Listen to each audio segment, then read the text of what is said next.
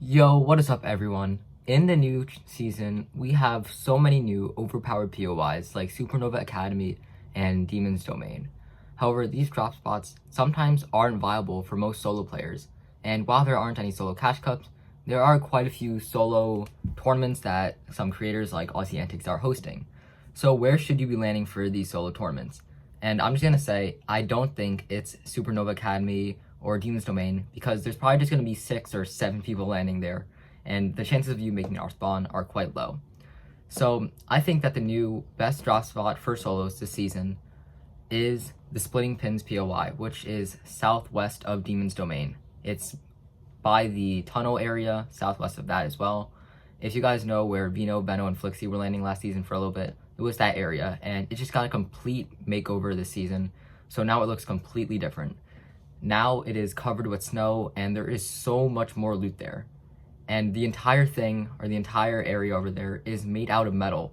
However, it's not the fastest farming, but you can still get cat metal, and there's just so much loot there. So I'm going to break down how you should be landing there, how you should rotate out, and other useful tips for landing there. And yes, this is where I land, so I'm kind of leaking my own drop spot in this video, but I think that it's important for you guys to see that there are options for landing in solos other than Supernova, Demon's Domain, or any other of the big POIs this season. But let's talk about the actual POI first. So, you guys might know Research Rock in the southeast of the map from Chapter 5. It is kind of like that. It does give the same type of vibe, except instead of being like in a deserty environment, it's more snowy. And there's 2 main buildings to the big POI, and that's the one on the right and the one on the left on the map. Now, the one on the right has many more chests than the one on the left, so if you're conned, try to land on the right side if you can. That's where you're gonna get priority, and there's many more chests there. I think there's like 4 possible chest spawns on the left side, and there's like 8 on the right side. So you're gonna have a lot more loot, and also the right side has a secret little room with 8 slurp barrels in it, so that is free shield for you, and if you're not contested, it's also free metal, because most of the metal in this spot is really slow harvesting and only gives you like 1 per hit.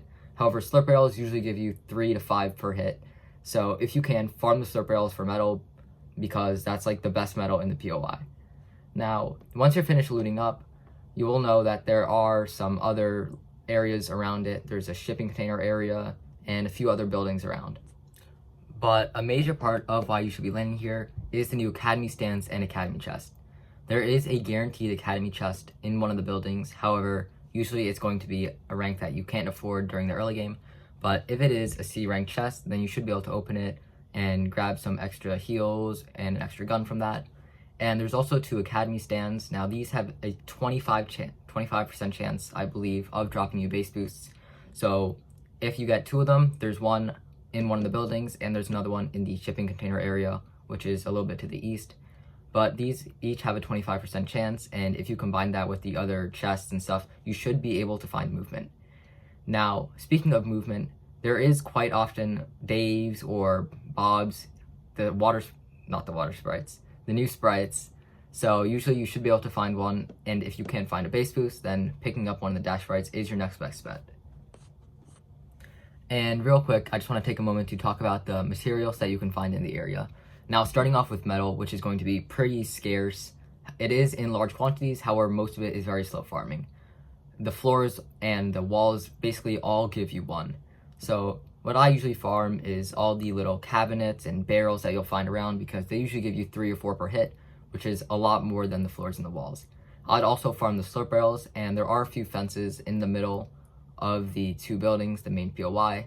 So farm those. There's not many, but they'll give you some metal. And after that, once you've rotated to the shipping container area, which is usually the next step after you finish looting the big 2 research centers, then you can farm up that metal there. It's a little bit quicker, but not much. Now, once you're finished looting off the shipping container area and the main POI, there is a launch pad on the boat, which will take you to another building if you go north, and that has a few other chests in it.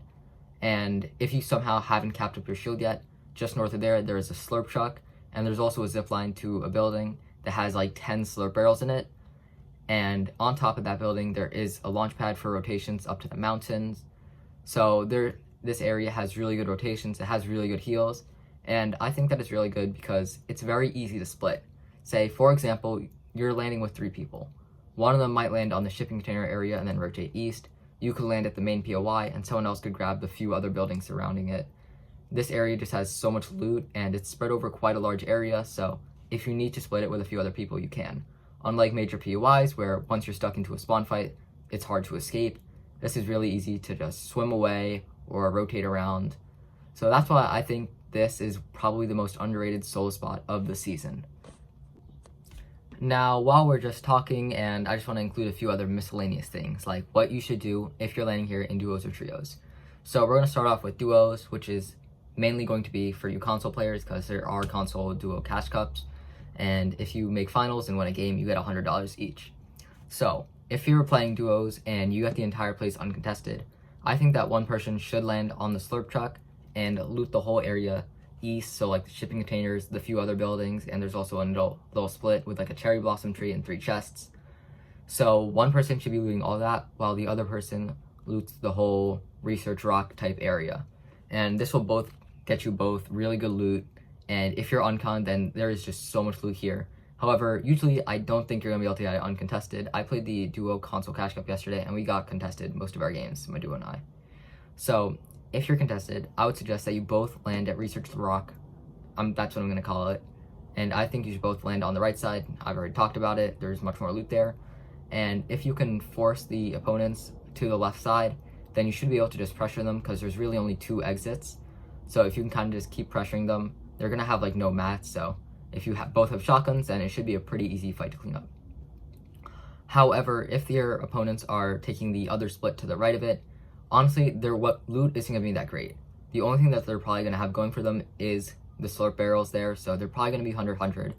So usually, if you see them in the shipping container area, just line up a 3-2-1. It's very flat, and most of the rocks there are either god rocks or they're impossible to break.